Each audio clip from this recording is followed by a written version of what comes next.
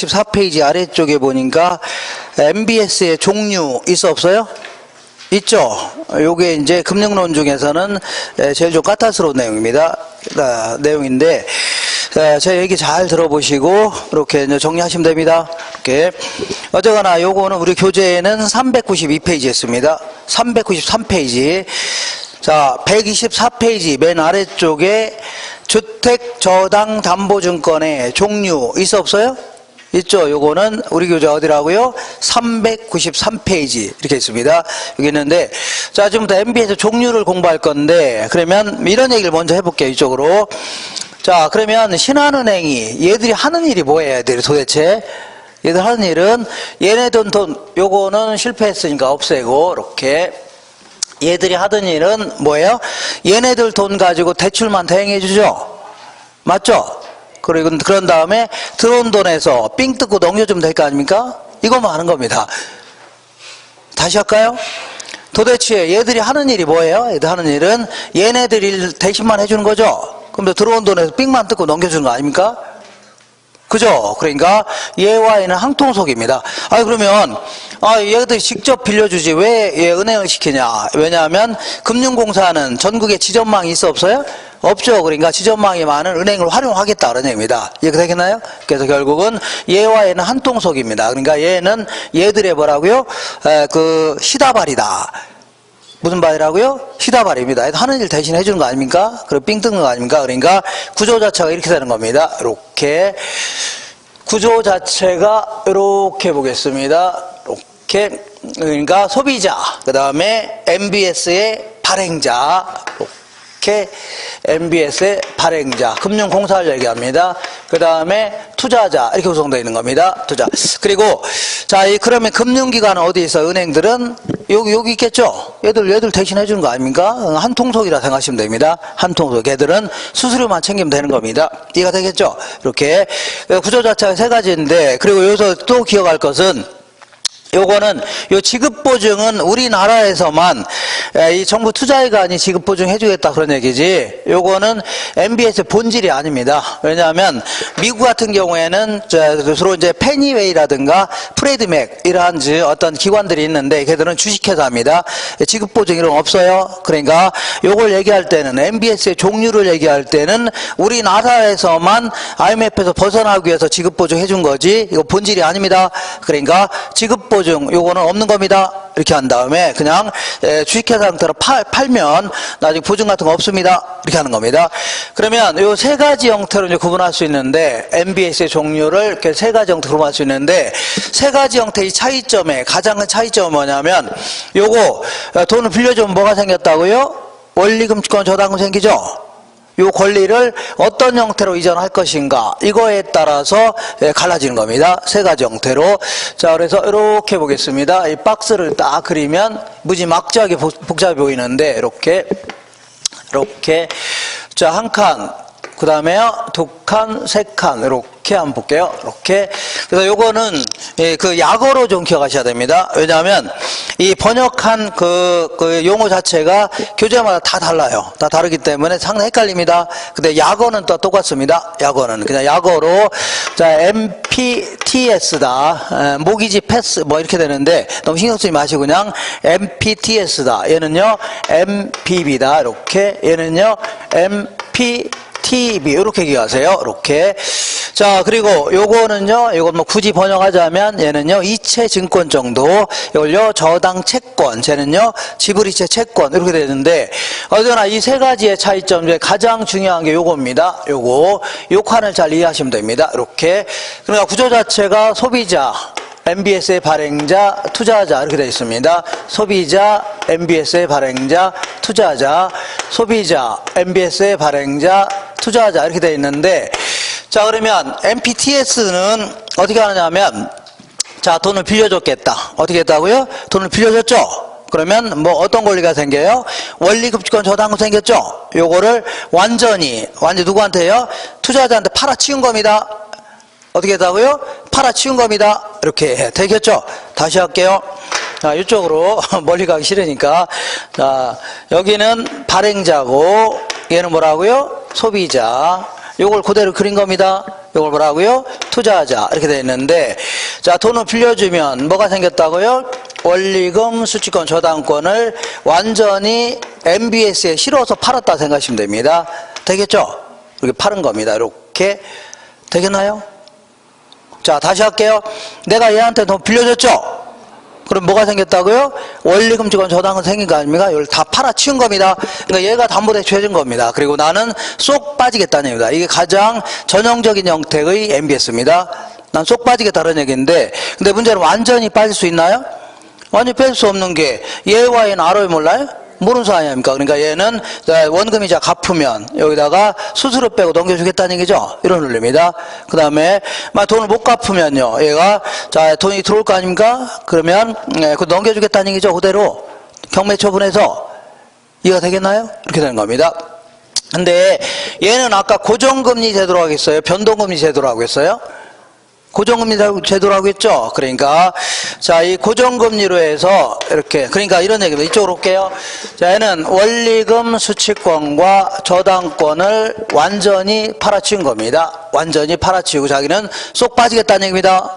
근데 얘는 고정금리 제도라고 했죠. 고정금리로 해서 5%로 해서 빌려줬는데 나중에 한 2년 정도 지났더니 시장 평균 고정금리가 3%로 떨어졌습니다. 그러면 소비자 입장에서는 어떻게 하다 보니까 5%로 빌리긴 했는데 이걸 좀 당장 다른 애에서 빌리면 얼마라고요? 3% 싼 이자로 빌릴 수 있는 거 아닙니까? 에라 모르겠다. 다른 애에서 빌려서 보금자리로는 갚을 수 있는 거죠. 조기상환 하려고 할 겁니다.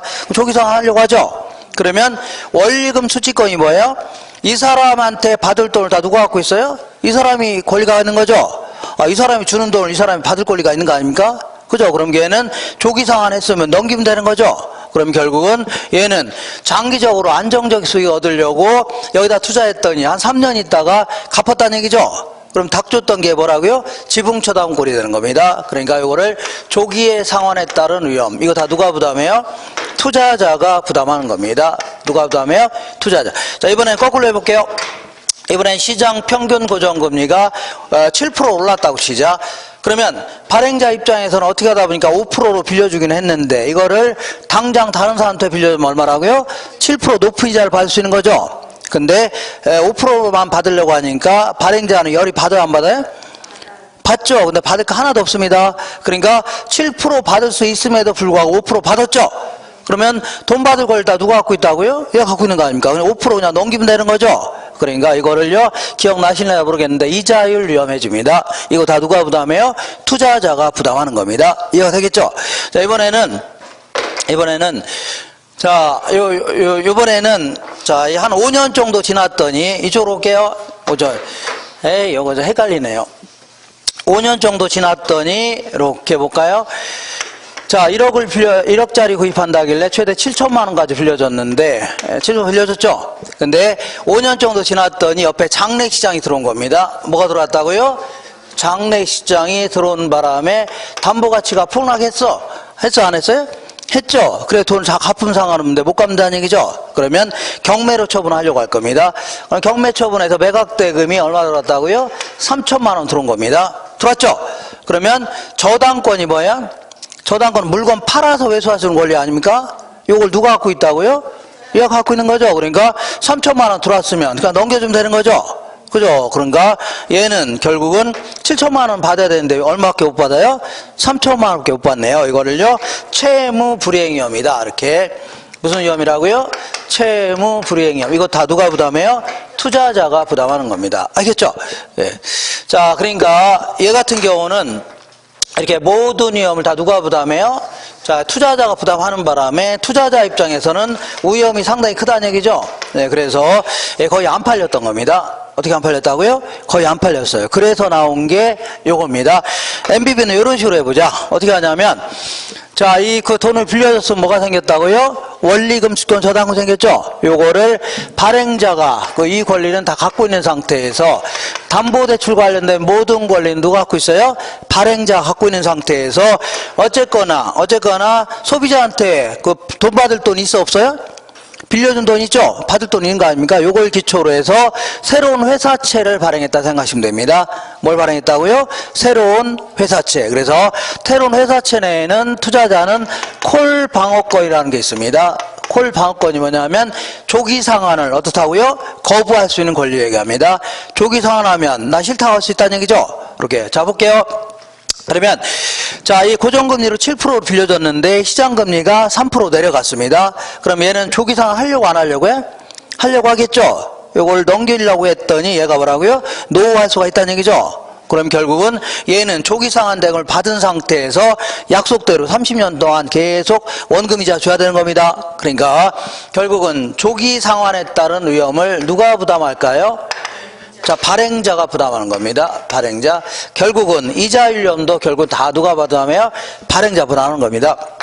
이번에는 자, 경매 처분했더니 어제가나 7천만 원 받을 걸 누가 갖고 있어요? 투자가 갖고 있는데 경매 처분했더니 3천만 원 들어왔습니다.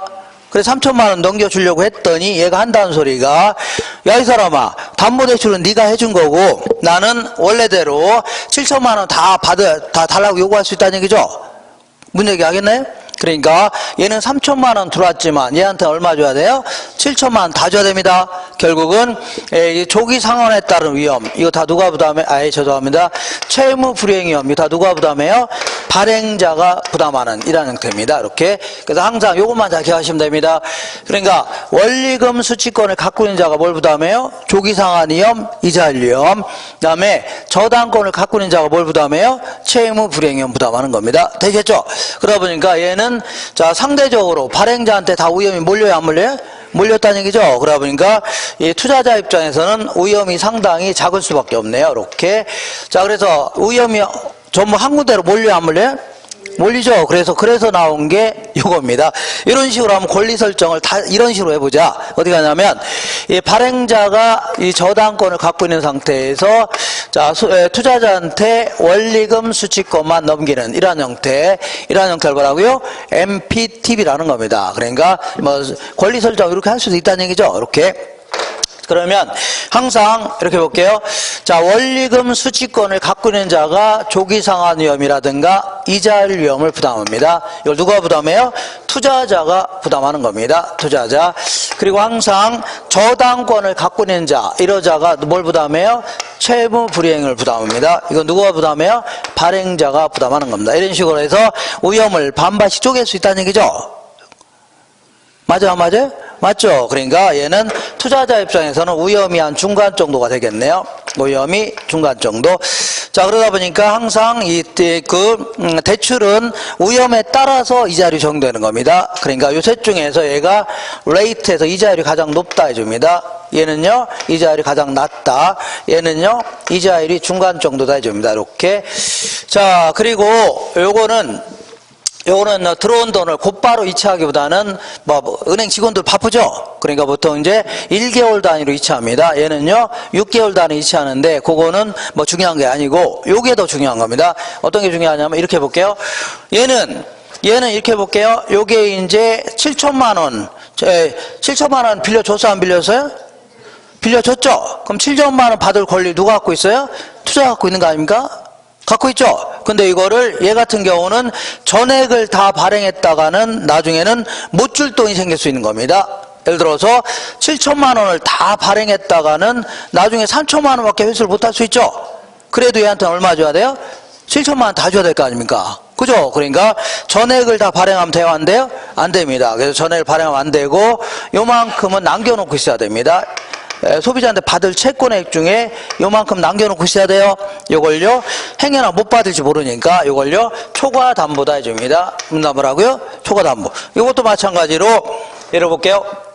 얘도 발행자가 뭘 부담해요? 채무 불이행 위험을 부담하죠. 그러니까 얘도 전액을 다 발행하면 돼요, 안 돼요? 안 됩니다. 자, 미래 받을 채권액 중에 일부는 남겨놓고 있어야 됩니다. 초과 담보를 유지해야 됩니다. 근데 얘를 보겠습니다. 얘는 미래 받을 돈 이만큼인데 이거를 전액을 다 발행해도 될까요, 안 될까요? 됩니다. 왜냐하면 들어온 대로 그대로 전달만 해주면 되죠. 1,000원 들어왔으면 1,000원 주면 될 거 아닙니까? 10,000원 들어왔으면요 10,000원 주면 되죠.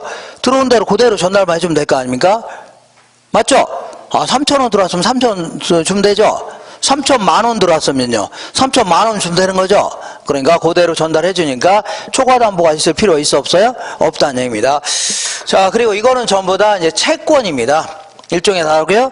채권이요. 회사채입니다. 채권인데 이 그 부동산 학자들이 자꾸 쓸데없는 소리를 자꾸 많이 합니다. 그러니까 우리가 주식을 갖고 있으면 주식 투자자가 모든 위험을 다 부담해요, 안 해요? 하죠. 이것도 마찬가지로 담보대출과 관련된 모든 위험을 투자자가 부담할 거 아니냐. 그래서 약간의 지분의 성격이 있지 않냐 해서 지분형 MBS 이렇게 표현합니다. 무슨 형태라고요? 지분형. 근데 요거는 오리지널 회사채입니다. 회사채. 그래서 채권형입니다. 채권형. 그리고 얘는 반반씩 섞어놨다는 얘기죠. 그래서 이걸요 혼합형 MBS 이렇게 표현합니다. 혼합형 MBS 이렇게. 자, 그래서 요거를 이제 기억하셔야 되는데 큰일 났네 이거. 그러니까 이렇게 좀 기억하시면 됩니다. 얘는 MPT라고 적혀 있어 안 적혀 있어요? 적혀 있죠. 그러니까 투자자가 다 부담하는 겁니다. 누가 부담해요? 투자자. 얘는 MBB라고 돼 있어 안 돼 있어요? 돼 있죠. 그러니까 누가 다 부담해요? 발행자가 부담하는 겁니다. 얘는 TB라고 돼 있어 안 돼 있어요? 돼 있죠. 반반씩 부담한다 생각하시면 돼요. 그죠? 요게 가장 중요한 겁니다. 다시 할게요. MPT라고 적혀서 안 적혔어요? 그러니까 투자자가 부담하는 겁니다. 다. 얘는요, MBB라고 돼 있죠? 다 누가 부담해요? 발행자. 얘는요, TB라고 돼 있죠? 그러니까 반반씩. 자, 이 발행자가, 뭐라고요? 채무 불이행위험. 투자자한테요, 원리금, 그러니까 조기상환 위험. 이런 거 부담한다는 얘기죠? 이렇게 정리하시면 됩니다. 다시 해요? 할만하죠? 그러니까 요 부분만 잘 정리하시면 됩니다. 항상 원리금 수취권을 갖고 있는 자가 뭘 부담해요? 조기상환 위험, 이자율 위험. 그 다음에 저당권 갖고 있는 자가요 채무 불이행 위험 이렇게 부담합니다. 자, 우리나라에서는 IMF 초창기 때는 MBB 형태로 주로 발행하다가 근래 들어서는 MPTB를 약간 변형시킨 CMO 형태로 주로 발행하고 있습니다. 무슨 형태라고요? CMO. 이걸요 다계층 저당 채권 이렇게 얘기하는데 얘는 얘하고 거의 똑같은 겁니다. 다 똑같은 거예요. 다만 MPTB가 요게 이제 모저당액입니다. 소비자한테 빌려준 돈이죠. 받을 돈 아닙니까? 이게 이제 여러 은행에서 자 이거 구입한 채권액인데 이게 한 2천억 정도 끌어모아서 자 요거를 이제 발행하는 거 아닙니까? 요 미래 받을 돈을 근거로 해서 모저당 해줄게요. 애초에 빌려준 돈. 이걸 기초로 해서 MPTB 같은 경우는 주로 한 개의 만기로 주로 발행합니다. 어떤 만기라고요? 하나의 만기로 발행하는 데 비하여 이 CMO는 그야말로 이 만기를 이렇게 쪼개서 여러 가지 형태로 발행할 수 있겠네요. 이렇게 쪼개서 1년 만기, 2년 만기, 3년 만기 이런 식으로 그 다음에 뭐 20년 만기 이렇게 발행할 수 있죠. 그죠? 그러니까 요거를 하나하나 쪼개진 거를 트렌치라는 표현 쓸게요. A 트렌치, B 트렌치, C 트렌치 이렇게 해서 마지막 걸요 Z 트렌치 이렇게 얘기합니다. 이런 식으로 해서 이 만기가 짧은 거는요 이자율이 좀 낮습니다. 만기가 긴 거는요 이자율이 높겠네요. 이렇게 발행하는 거 아닙니까? 왜 이렇게 발행하냐면 투자자한테 선택의 폭이 넓어질 수가 있는 겁니다. 예를 들어서 삼성전자가 TV를 한 가지 종류만, 한 가지 형태만 만들어 팔면 이거 싫어하는 사람 있어 없어요? 있죠. 그러니까 약간씩 모양을 좀 달리하면서 다양한 형태로 만들 수 있어 없어요? 있죠. 그러면 소비자의 욕구를 더 많이 충족할 수 있다는 얘기입니다. 이것도 마찬가지로 투자자한테 다양한 어떤 포트폴리오 구성할 수 있도록 도와주겠다는 얘기죠. 이런 식으로 하는데 얘는 똑같은 겁니다. 얘는 똑같은 거예요. 그렇기 때문에 채무 불이행위험 누가 부담해요? 발행자가 부담하는 겁니다. 그래 발행자가 부담하니까 돈을 못 받을 가능성은 있어 없어요? 없습니다. 못 받을 가능성이 있어 없어요? 없습니다. 다만 원래 조기 상환위험 누가 부담해요? 투자자가 부담하는 거 아닙니까? 그죠? 근데 얘는 돈이 들어오면 만기가 짧은 놈부터 채워나가는 형태입니다. 만기가 짧은 놈. 되겠죠? 그러니까, 자, 만기가 내가 만약에 아주 긴 놈을 구입했다. 만기가 어떠더라고요? 긴 놈을 구입했으면, 자, 만약에 이 사람이 조기 상환한다 하더라도, 만기가 짧은 놈부터 채워나가는 식입니다. 이런 식으로.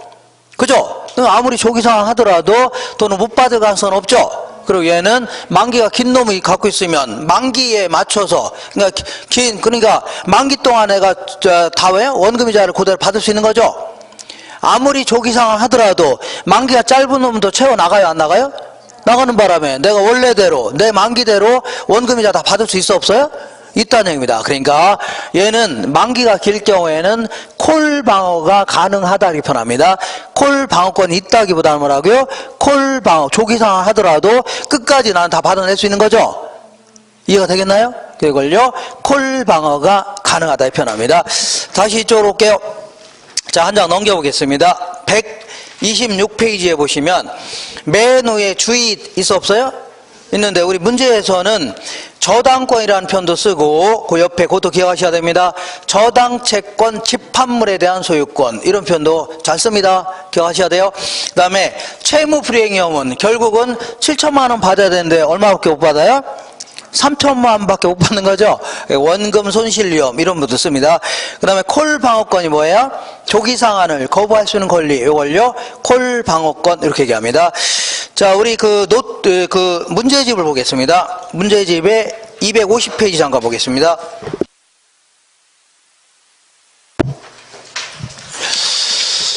(250페이지) 찾았죠?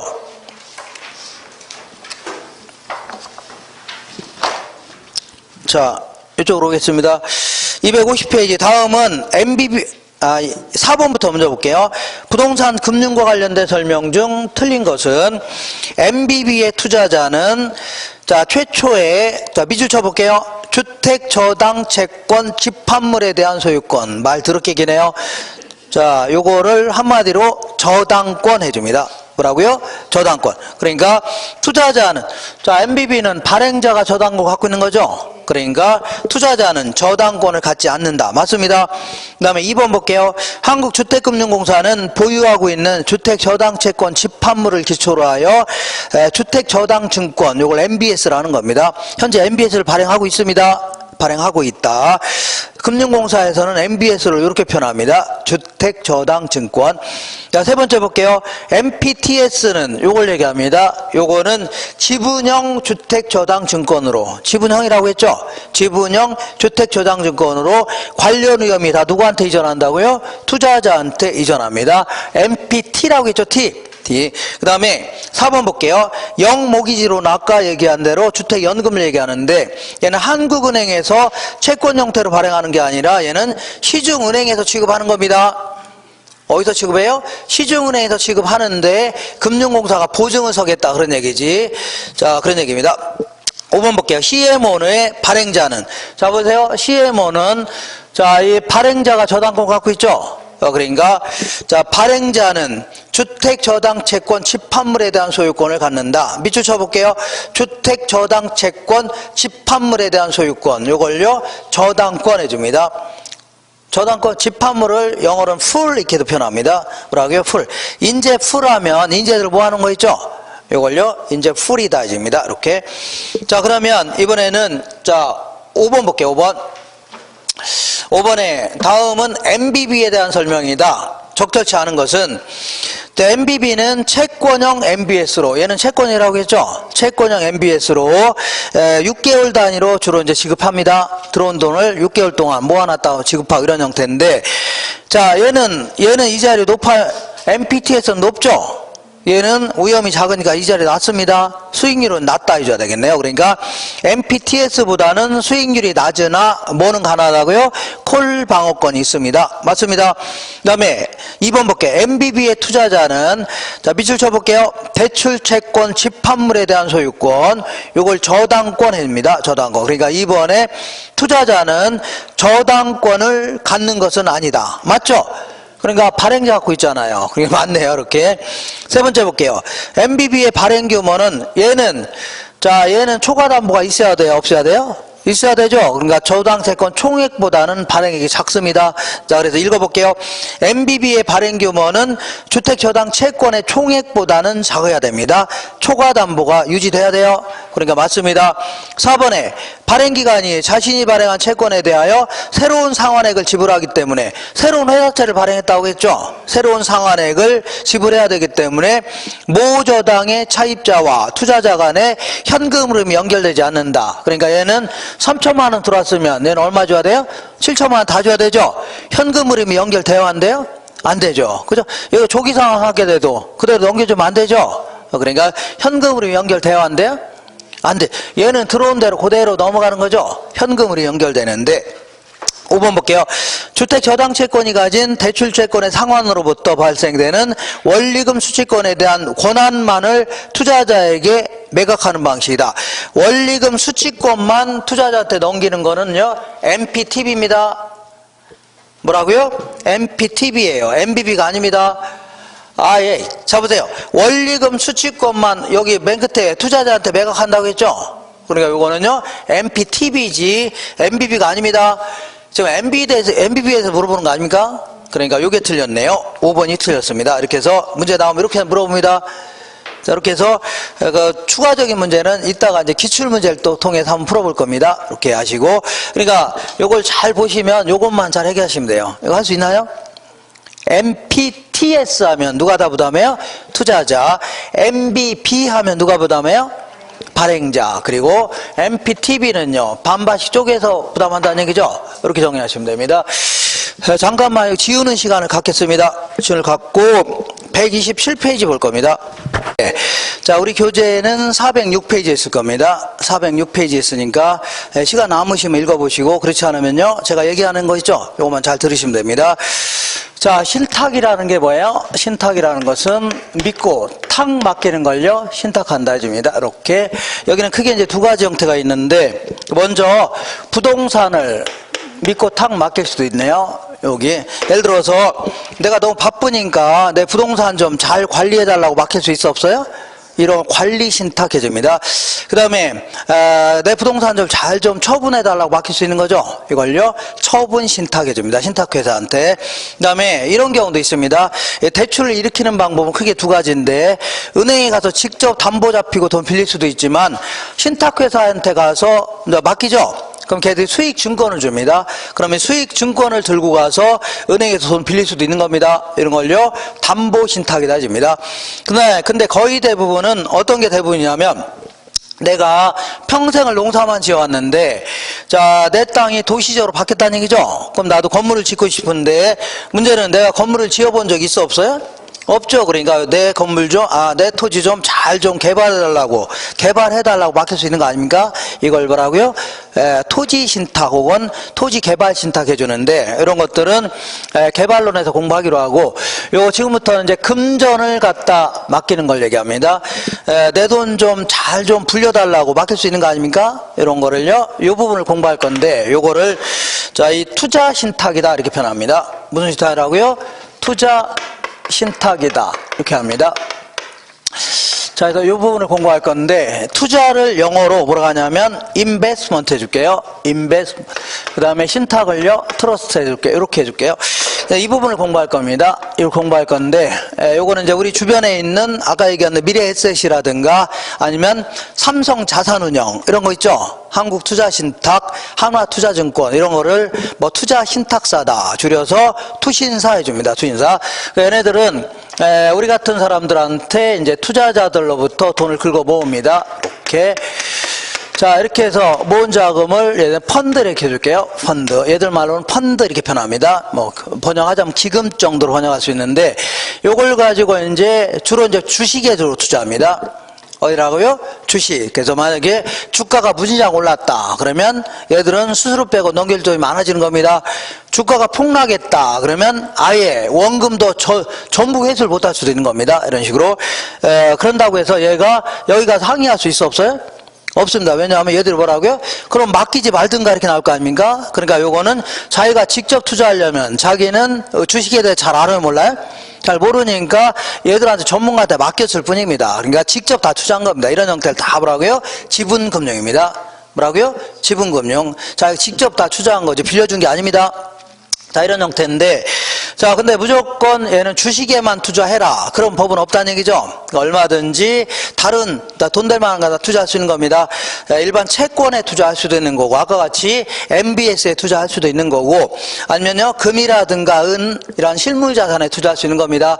그리고 또한 달러라든가 엔화 이런 거 있죠. 이런 거에 투자할 수도 있는 거고, 그 다음에 이제 영화를 만들기 위해서 돈을 투자 받을 수 있어, 없어요? 있죠. 이런 걸 영화 펀드라는 겁니다. 이렇게 해서 영화를 만들어 갖고 영화가 대박 났다 그러면 돌릴 돈이 많아져, 적어져요? 많으시죠? 이런 형태를요, 영화 펀드 해줍니다. 예전에 한번 얘기한 것처럼, 자, 이 펀드를 조성해서 만든 영화 중에 대박 났던 영화가 국제시장.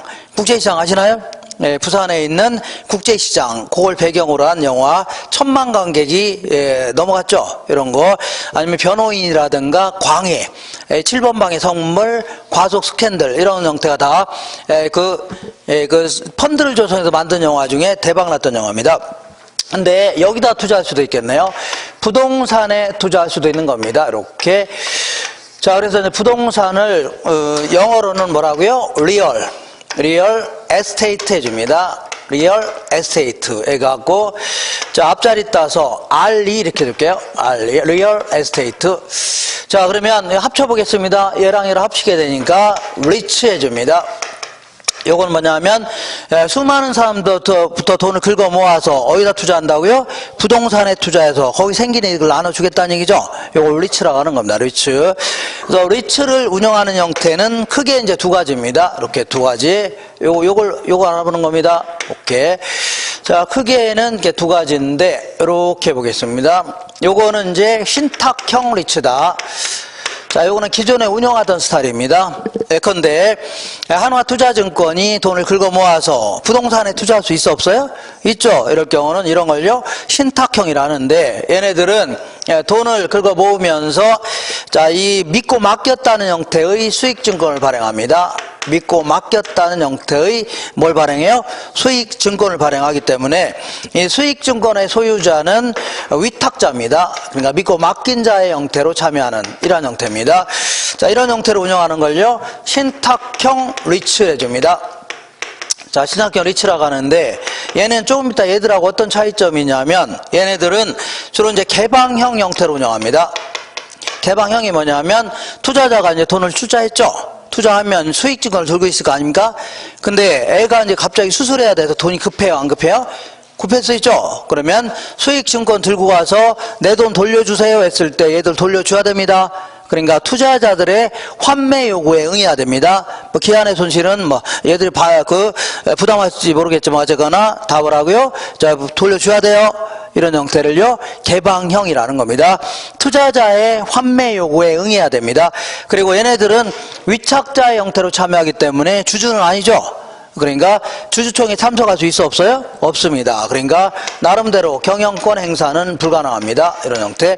요거는 예컨대 자, 아까 얘기한 하나투자증권이 돈을 긁어 모아서 부동산에 투자했다. 그럴 경우는 요 법에 따라 규제를 받고 있습니다. 자본시장과 금융투자에 관한 법률이 있죠. 요 법에 따라서 규제를 받고 있습니다. 근데 지금부터 얘기하는 것은 회사형이라고 하는데, 회사형, 요거는 2001년서부터 부동산 투자 회사법이라는 게 제정되면서 부동산 투자 회사법에 따라서 설립된 회사입니다. 이걸요 회사형 부동산 투자 신탁해줍니다. 요거는 아까 얘기한 대로 A라는 기업은 B한테 외상으로 팔고, B는 C한테 외상 팔고, C는요 대기업들한테 외상으로 팔죠.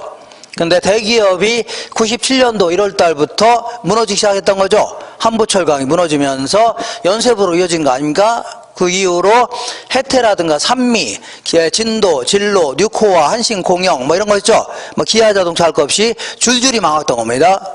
그러니까 국민경제가 박살 날 거 아닙니까? 그죠? 그래서 자, 그럼 만약에 볼게요.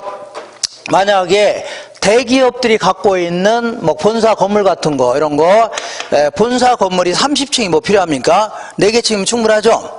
근데 만약에 이걸 누군가 사줄 수만 있다면 얘들은 돈이 들어와 안 들어와요? 들어오죠. 그럼 얘들도 살아나는 거고, 그 다음에 연쇄부도 막을 수 있어 없어요? 있었다는 얘기입니다. 근데 문제는 이 당시에는 모든 기업이 힘들었기 때문에 2천억, 5천억짜리 부동산은 사줄 수 있는 기업이 없었다는 얘기죠. 그렇지 않나요? 그래서 2001년서부터 부동산 투자 회사법이라는 게 제정되면서 이렇게 우리 같은 사람한테 펀드를 조성해서 기업한테 조성하는 게 아니라 우리 같은 일반인들 있죠. 일반인들한테 펀드를 조성해서 이렇게 지금부터 이러한 기업을 법정관리 화의 대상 뭐 이렇게 표현하는데, 법정관리 대상이라든가 화의 대상 이런 것들은 제가 5월달 6월달 간단히 얘기할 겁니다. 지금은 그냥 이렇게만 하세요. 망하려고 하는 회사 있죠. 망하려고 하는 회사들의 부동산을 구입하도록 유도했다는 얘기죠. 이게 바로 요 제도입니다. 요 제도. 얘네들은 자금 조달을 용이하게끔 하려고 주식을 발행하도록 하고 있습니다. 그러니까 당연히 주식을 발행하니까 주식 투자자는 당연히 주주의 형태로 참여하는 겁니다. 주주. 또 이런 형태로 운영하는 걸요, 회사형 리츠해줍니다. 회사형 부동산 투자 신탁해 주는데, 얘들과 어떤 차이점이 있냐면 얘네들은 폐쇄형 형태로 운영합니다. 무슨 형태라고요? 폐쇄형이다. 자, 무슨 얘기냐면 돈을 투자한 자가 주식을 갖고 있을 거 아닙니까? 근데 돈이 급해요. 급해서 얘들한테 쫓아가서 내 돈 돌려주세요 했을 때 얘들은 돌려줄 필요 없습니다. 그러니까 주주들의 환매 요구에 응할 필요가 있어 없어요? 없다는 얘기입니다. 그죠? 그러니 큰일 났네. 그러니까 수술해야 되는데 돈이 급한데. 그래서 얘네들은 거의 대부분 자, 상장을 시키도록 하고 있습니다. 증권시장에 뭐라고요? 상장. 그러면 자, 상장을 시키게 되면 돈이 급하면 어떻게 하면 돼요? 주식 팔아치우면 되죠? 굳이 여기 가서 아쉬운 소리 할 필요 있어 없어요? 없다는 얘기입니다. 이런 식으로 주식을 발행하는데, 이런 어쨌거나 주식을 발행하는 형태를 뮤추얼 펀드 이렇게 표현합니다. 뭐라고요? 이런 표현이 있습니다. 주식을 발행하는 형태로 돈을 조달하는 걸요, 뮤추얼 펀드 해줍니다. 이렇게 어쨌거나 폐쇄형이고 얘네들은 주주의 형태로 참여합니다. 어떤 형태라고요? 주주. 그렇기 때문에 주주총회에 참석할 수 있어 없어요? 있죠. 그럼 나름대로 의결권 행사가 가능합니다. 그러니까 경영권 행사가 가능해요? 불가능해요? 가능하다는 얘기입니다. 이런 형태. 자, 요거는 요렇게 해서 운영하는 것은 뭐라고요? 부동산 투자 회사법에 따라서 규제를 받고 있습니다. 그래서 부동산 투자 회사법에 따라 규제를 받고 있다고 해서 부동산 투자 회사 이렇게도 표현합니다. 무슨 회사라고요? 부동산 투자 회사이다. 이렇게 얘기합니다. 자, 지금부터 우리가 공부해보려고 하는 것은 요 제도를 좀 공부해보려고 하는 겁니다. 부동산 투자회사.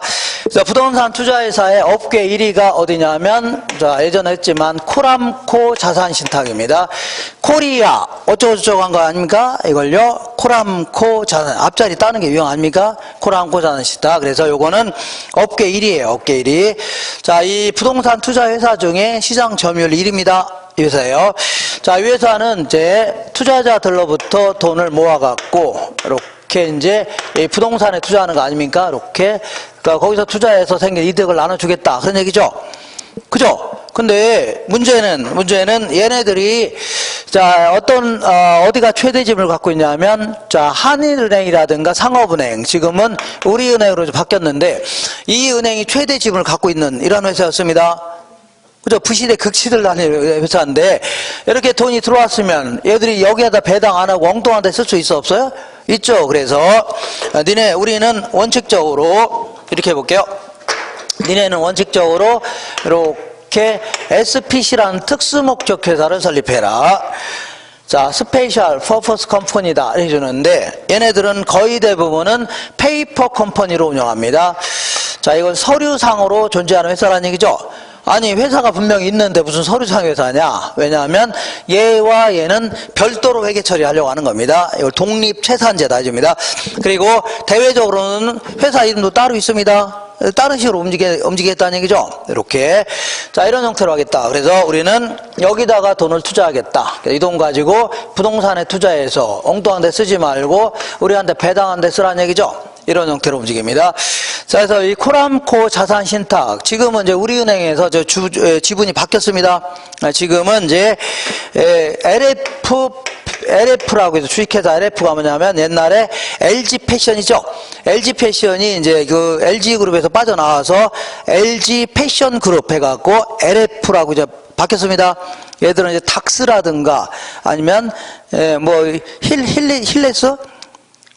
힐 뭐 있잖아요. 그러는가 뭐 타운젠트, 그다음에 또 뭐 좀 이런 거 있죠. 이런 거 있습니다. 그런 게 있는. 어쨌거나 이게 몇 개 한 대여섯 개의 유명 브랜드를 갖고 있는 그룹입니다. 이렇게. 요게 이제 얘들이 이제 인수했습니다. 요거를. 그러니까 여기 누가 인수했냐 시험에 안 물어봅니다. 네. 자, 어쨌거나 코람코 자산신탁인데 여기 이제 쭉 들어가면 SPC라는 리치가 쭉 나올 겁니다. 쭉 나오는데 여기 회사 이름들입니다. 이름이에요. 맨 먼저 코크랩 1호다. 이게 회사 이름입니다. 코리아 어쩌고 하면서. 요거는 이제 2002년도경에 투자자들로부터 돈을 긁어 모아서 이 당시에 법정 관리에 들어갔던 한화 있죠, 한화. 장이동에 있는 한화 본사 건물하고 그다음에 한화가 인수했던 대한생명 빌딩이 있습니다. 여의도에 있는 거 63 빌딩이죠. 요것도 이제 구입했던 겁니다. 그래서 2,300억 정도에 투입해서 5년 정도 운영하다가 3,500억에 매각했던 겁니다. 무지막지한 이익을 남겼죠. 그래서 배당률이 거의 40%가 육박하는 엄청나게 대박이 났던 겁니다. 원래 처음에 이렇게 대박 나야 막 계속 투자할 거 아닙니까? 그래서 그러다가 이제 2006년도경에 이제 코크랩 8호가 나왔는데 계속 2호, 3호, 4호 나오다가 8호가 나왔는데 얘는 이제 투자자들로부터 돈을 긁어 모아서 이 당시에 최고의 투자처가 어디였냐면 오피스텔이었습니다. 오피스텔. 잘 나가는 오피스텔. 그래서 종로에 있는 G타워하고 센트럴타워 요거를 구입했던 겁니다. 이렇게 해서 쭉 뭐가 나오냐면 한 48개 정도의 리츠가 쭉 나와 있을 겁니다. 이렇게 들어가시면. 자, 그래서 지금부터 이름을 붙여볼게요. 이름. 자, 지금부터 요 코크랩 1호 요걸 뭐라고 하냐면 기업 구조조정 리츠다 해줍니다. 구조조정 리츠. 요걸 뭐라고 하냐면 요 리츠를요 일반 부동산에 투자한 겁니다.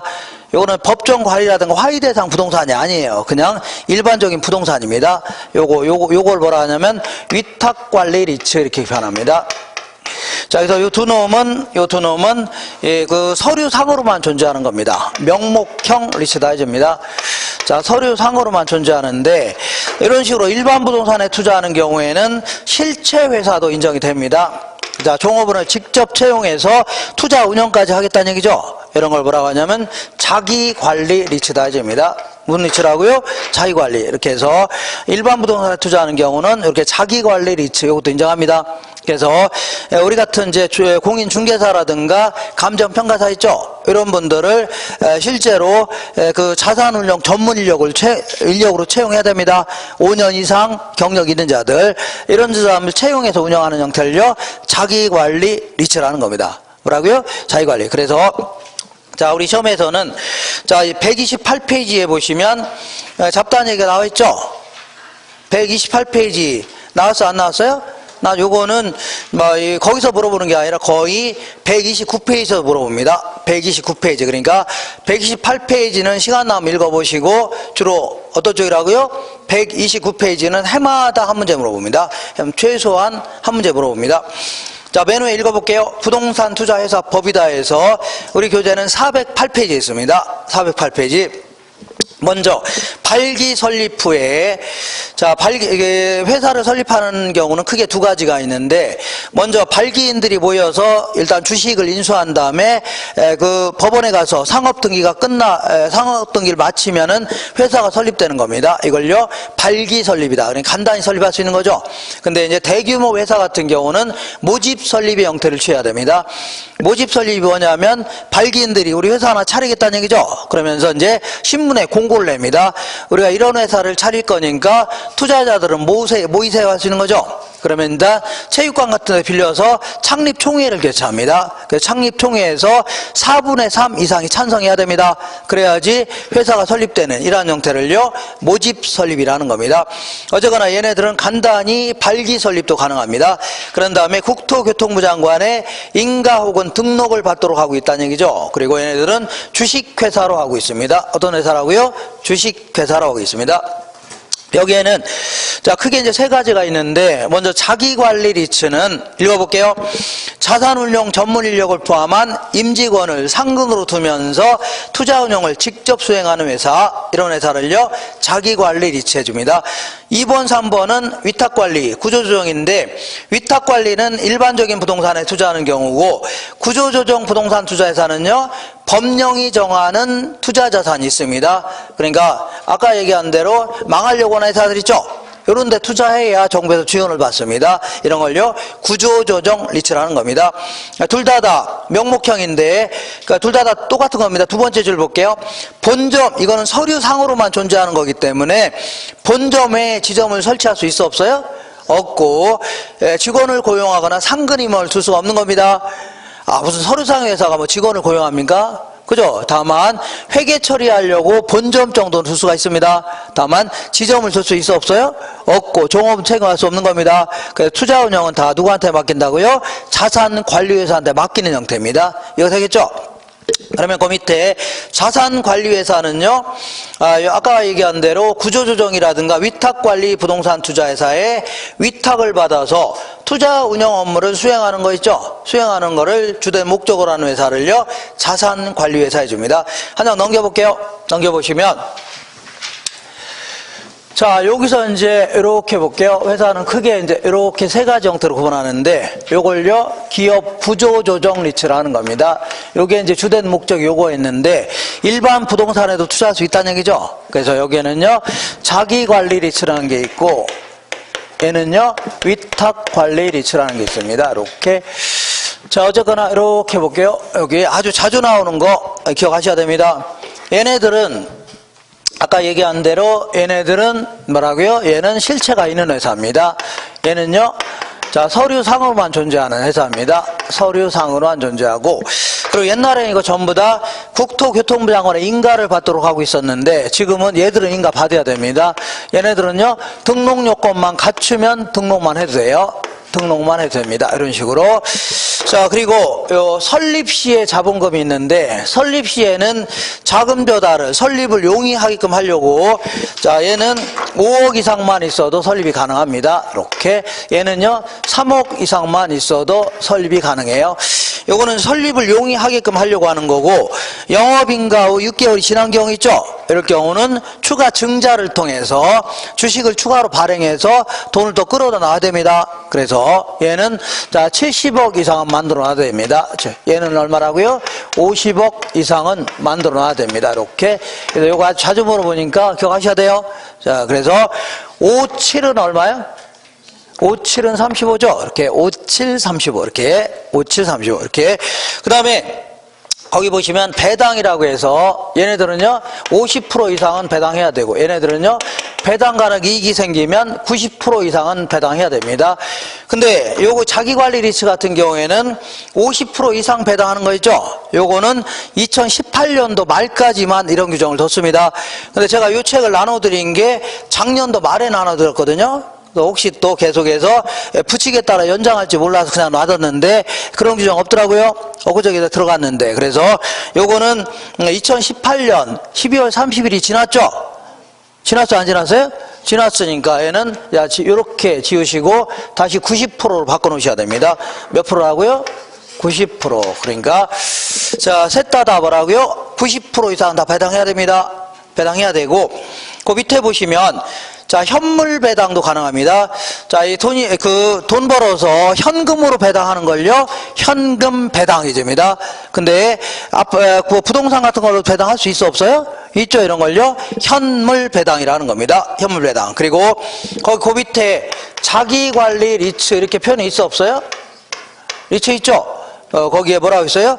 50% 이상 배당 및 적립 가능하고 90% 미만 배당 시 특별 결의 이렇게 돼 있어 안 됐어요? 됐죠? 그거 이렇게 하세요. 전부 다 이렇게 빨간색으로 다 금을 그세요. 다 없애버리셔야 됩니다. 요게 이제 2018년도까지만 이런 규정을 뒀던 겁니다. 근데 2018년 지났어요? 안 지났어요? 지났죠? 그러니까 다 없어진 규정입니다. 없어졌어요. 그 다음에 이번에는 한 사람이 주식을 대부분 갖고 있으면 회사를 좌지우지할 수 있는 거죠. 그렇기 때문에 자, 얘네들은 1인당 주식 소유 한도 규정이 있습니다. 그러니까 얘네들 50%를 초과해서 소유하면 안 됩니다. 주주 1인 및 특수관계자 하면은 뭐 배우자라든가 부인 같은 분들이죠. 그런 생각하시면 됩니다. 합쳐서 자 50%를 초과해서 소유하면 돼요, 안 돼요? 안 됩니다. 근데 얘들은 국가발전에서 좋은 일 하고 있는 거죠. 그러니까 이런 규정 제한이 없습니다. 이렇게. 그 다음에 얘네들은 발기 설립이기 때문에 발기인들이 주식을 인수해도 되는 겁니다. 다만 얘네들은 그거보다 먼저 얘네들은 공모 규정을 두고 있습니다. 그러니까 일반인들, 우리 같은 사람들도 주주로 모셔야 됩니다. 그래서 영업인가 후 2년 이내에는 30% 이상은 우리 같은 사람들한테 주주로 모셔야 돼요. 되겠죠? 근데 얘들은 그런 규정 없습니다. 이렇게 하시고. 자, 지금까지 한 게 이제 자주 물어보는 겁니다. 숫자를 다 기억하셔야 됩니다. 숫자 기억하시고. 그 다음부터는 한번 읽어볼게요. 투자 대상은 얘네들은 부동산에 70% 이상 투자해야 됩니다. 그리고 아무래도 여러 가지 자금의 유동성을 높이기 위해서 갑자기 배당 자원이 부족할 수도 있기 때문에 이 유가증권으로 부동산 관련 유가증권으로 10% 이상은 갖고 있어야 됩니다. 그죠? 그리고 얘들은 정부에서 상당한 지원을 해주고 있습니다. 그러니까 법령이 정하는 구조조정 부동산 있죠? 아까 얘기한 대로 법정 관리라든가 화의 대상이라든가 이런 거 있죠? 이런 거에 자 70% 이상은 투자해야 됩니다. 이렇게. 그 다음에 얘네들은 이걸 일반 이츠라고 할게요. 일반 이츠는 이 국내에 있는 부동산은 1년 내에 처분하면 안 됩니다. 근데 국외에 있는 부동산은요, 자, 이 회사들도 지들도 뭐 법을 뭐 정할 수 있어 없어요?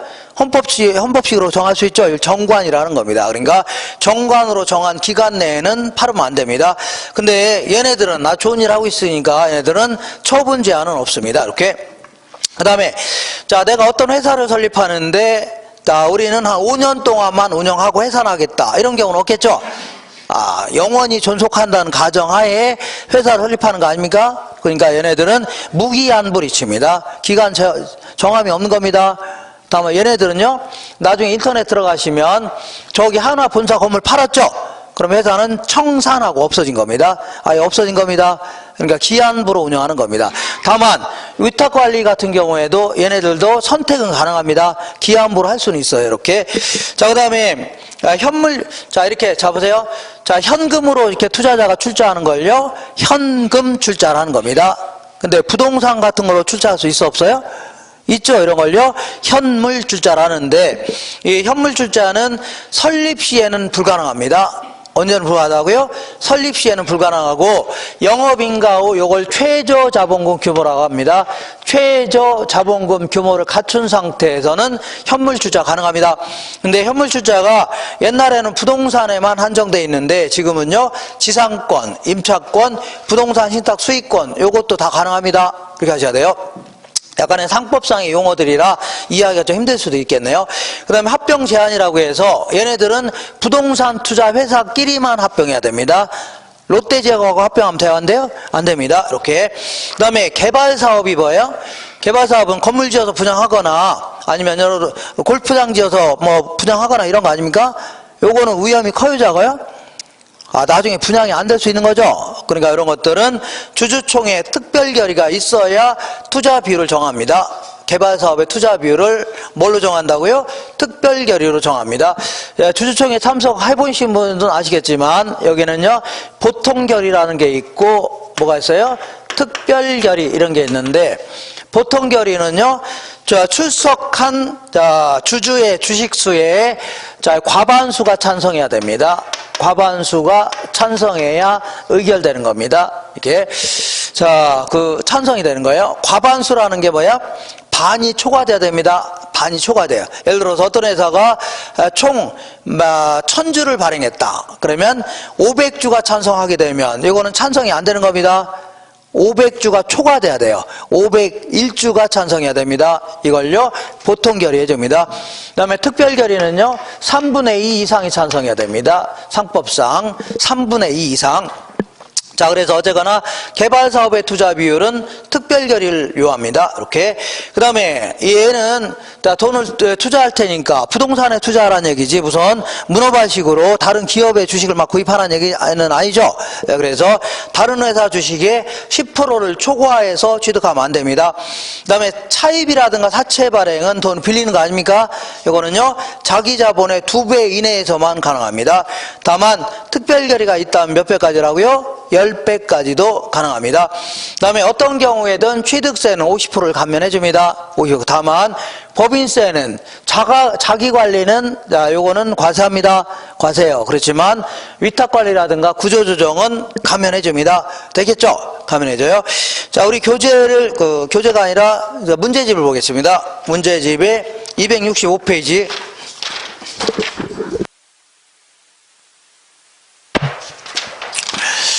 265페이지 찾으셨나요? 읽어볼게요. 1번 보겠습니다. 1번.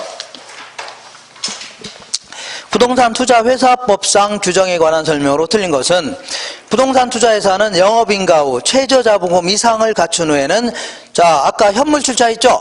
현물출자는 영업인가 후 최저자본금 이상을 갖춘 상태에서는 가능하다고 했죠?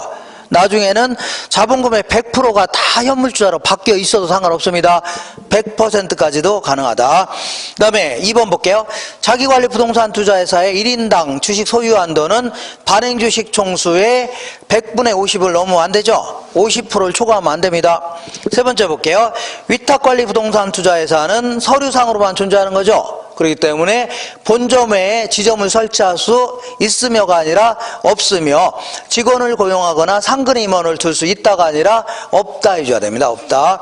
그 다음에 4번 보시면 자 얘네들은 자기관리 리츠 같은 경우는 자 감정평가사라든가 공인 중개사를 5년 이상 경력을 둔 사람들이죠. 이런 분들을 자산운용 전문 인력으로 두도록 하고 있습니다. 감정평가사 또는 공인 중개사로서 해당 분야에 5년 이상 종사한 사람은 자기관리 부동산 투자회사의 상근 자산운용 전문 인력이 될 수 있다는 얘기죠. 맞습니다. 5번에 위탁관리 부동산 투자회사 및 구조조정 부동산 투자회사의 설립 자본금은 얼마 이상이라고요? 3억 이상입니다. 57, 35 해갖고 2번 볼게요. 우리나라 부동산 투자회사에 관한 설명으로 틀린 것은 자기관리 부동산 투자회사는요 실체가 있는 회사이고 구조조정 부동산 투자회사는요 명목상으로만 존재하는 회사입니다. 서류상 회사예요. 이번에 자기관리 부동산 투자회사의 설립자본금은요 5억 이상이다. 57, 35라고 했죠. 세 번째 볼게요. 부동산 투자회사는 영업인가 후 최저자본금 이상을 갖춘 후에는 자본금의 100%까지 다 뭐가 가능하다고요? 현물출자도 가능합니다. 그 다음에 구조조정 부동산 투자회사는 대통령이 정하는 바에 따라서 국토교통부 장관에게 등록을 해야 됩니다. 쟤네들은 등록을 왜 한다고 했죠? 두 놈은 이렇게 맞습니다. 구조조정 부동산 투자회사의 경우에 1인과 주주 1인과 특별관계자는 발행주식 총수의 30%를 초과하여 소유하지 못한다. 이게 틀렸네요. 구조조정은 이렇게 소유 한도에 제한이 있어 없어요? 없다고 했죠. 소유 한도 제한이 없다 해줘야 됩니다. 이렇게 그 문제 나오면 이렇게 나옵니다. 이따가 잠깐 기출문제도 풀어볼 거니까 그런 줄 아세요. 이렇게 잠깐 쉬었다가 그 다음 랭싱 할 겁니다. 이렇게.